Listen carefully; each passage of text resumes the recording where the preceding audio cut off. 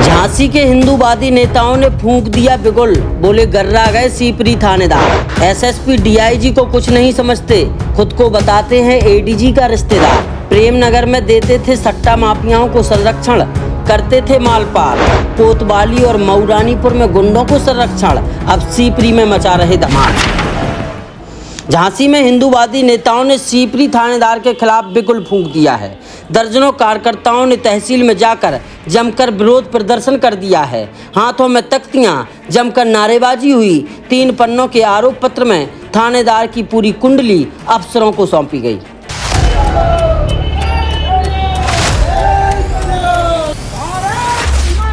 बहुत ही बिगड़े हुए थाना अध्यक्ष हैं जो सीपरी में है। इसके पहले प्रेमनगर रहे हैं, कोतवाली रहे हैं। जो भी बड़े मामले होते हैं, धर्मांतरण का मामला हम लोगों ने पकड़वाया था सीपरी बाजार के अंदर। जो मुख्य अभियुक्त थे उनको छोड़ दिया पैसे लेकर। आम लोगों के साथ में बदसलूकी का काम करते हैं, जनता के साथ में, मीडिया कर्मियों के साथ में उनका व्यवहार बहुत ही खराब है, अशोभनीय है, निंदनीय है। 10 दिन का समय है, 10 दिन के अंदर कार्रवाई नहीं होगी तो हम लोग डीएम कार्यालय पर या एसएसपी कार्यालय पर विशाल रूप में धरना देंगे, जिसमें कम से कम 2 से 2,500 लोग सम्मिलित होंगे। सीपरी थानेदार के खिलाफ दी गई 3 पन्नों की रिपोर्ट में बताया गया है कि जब वे प्रेमनगर थाने थे तब सट्टा माफिया धर्मेंद्र साहू से 50 लाख रुपए डकारे।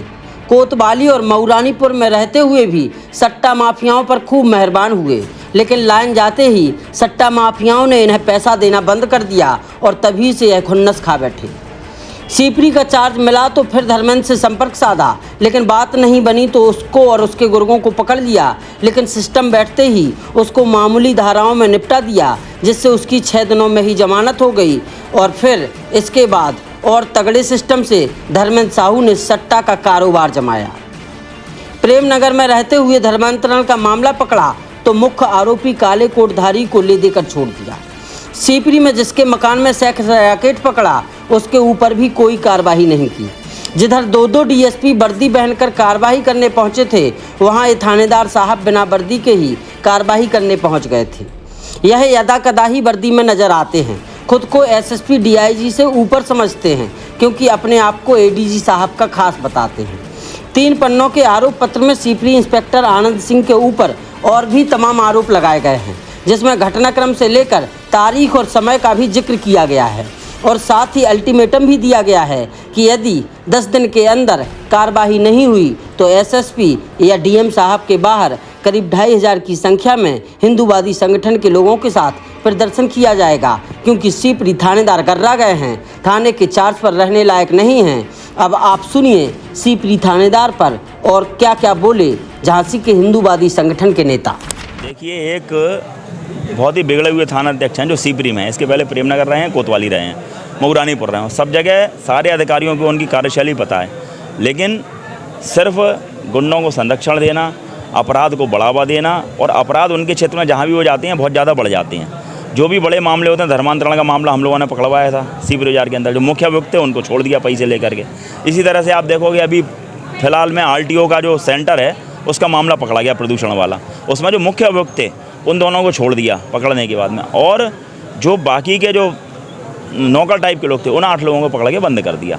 इसी तरह से सेक्स रैकेट पर छापा डाला गया। कहा गया कि हम जाने कोई चावला थे उनको इसमें जो है मूल्यम बनाएंगे, लेकिन उनको ना बना करके सिर्फ जो लोग पकड़े गए उनको बनाया। उसके साथ ही साथ पुलिस मैनुअल का खुला उल्लंघन करते हैं, सादा वर्दी में घूमते हैं। सीओ दोनों आपने देखा होगा, सेक्स रैकेट पर छापा मारने गए, दोनों सीओ वर्दी में थे, सीओ सिटी और सीओ सदर, लेकिन वो एक ऐसे थे जो सादा वर्दी में वहाँ पर नीली टी-शर्ट के अंदर वीडियोज़ आप लोगों ने बनाए हैं, देखे हैं सबने। तो ऐसे लोग जो कि अपने अधिकारियों की, एसएसपी की, डीआईजी को कुछ नहीं समझते हैं। वो तो कहते हैं हमारे ऊपर एडीजी लॉ एंड ऑर्डर का हाथ है।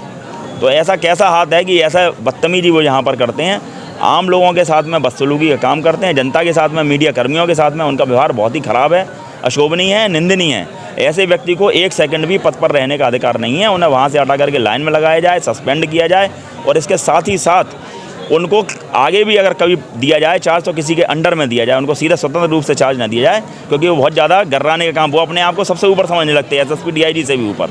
तो ऐसे ईमानदार अधिकारी हमारे इधर अब आ चुके हैं। पहली पूर्व की सुधा सिंह तो महाभ्रष्ट थी, लेकिन वर्तमान जो एसएसपी आए हैं इनसे उम्मीद है कि डीआईजी साहब बहुत अच्छे हैं, कमिश्नर साहब बहुत अच्छे हैं, और डीएम साहब भी नए आए हैं। इन सभी चारों अधिकारियों से हमें उम्मीद है कि इनको हटा करके ऐसी जगह लगाएंगे। साथ ही साथ जो मंदिरों की ज़मीनों पर भूमाफिया लोग कब्जा करने का प्रयास कर रहे हैं, एक शुक्ला जी हैं लेखपाल पूर्व के, उनने वैष्णो देवी मंदिर के ज़मीन पर कब्जा करने का काम किया है। इसी तरह से मेहंदी बाग की ज़मीन है, उस मंदिर पर, लहर की देवी के मंदिर पर जो भूमाफिया लोग प्रयास कर रहे हैं कब्जा करने का, उसको राष्ट्रभक्त संगठन सहकार भारती कभी भी सफल नहीं होने देगा। और ये एक बानगी है, आज 10 दिन का समय है, 10 दिन के अंदर कार्रवाई नहीं होगी तो हम लोग डीएम कार्यालय पर या एसएसपी कार्यालय पर विशाल रूप में धरना देंगे, जिसमें कम से कम 2 से 2,500 लोग सम्मिलित होंगे। नहीं लगता है कि वो कोतवाली भी रहे, प्रेमनगर भी रहे, पर सीपरी आ गए, इस दरमियान वो मऊरानीपुर भी चले गए थे, तो इतना लंबे समय बाद आप लोगों को मांग उठानी पड़ रही है? नहीं, हम लोगों ने मांग उठाई। उन्हें मऊरानीपुर में, जब आपको ध्यान होगा, केदारेश्वर मंदिर में एक घटना हुई थी, उसको लेकर भी हम गए थे, उनको सस्पेंड किया गया था, लेकिन फिर जुगाड़ लगा लोगों के फिर आ गए। मऊरानीपुर गए तो मऊरानीपुर में उनने IPL का सट्टा शुरू करा दिया। प्रेमनगर रहे जब तक धर्मेंद्र साहू से पैसा लेते रहे, प्रेमनगर सट्टा चला। कोतवाली रहे, कोतवाली सट्टा चला। सीपरी जब पहुँच गए तो लोगों ने पैसा उन लोगों ने देना बंद कर दिया, तो उन्हें पकड़ लाए, उन्हें उठा के बंद कर दिया कि हमारा जो मंथली है वो बंद ही रहे। सीधा सा उनका खेल है कि हमारे पास उनकी आय से अधिक संपत्ति उनके पास है, उनकी जांच की जाए और उस जांच के बाद में इनको जो है बर्खास्त किया जाए नौकरी से।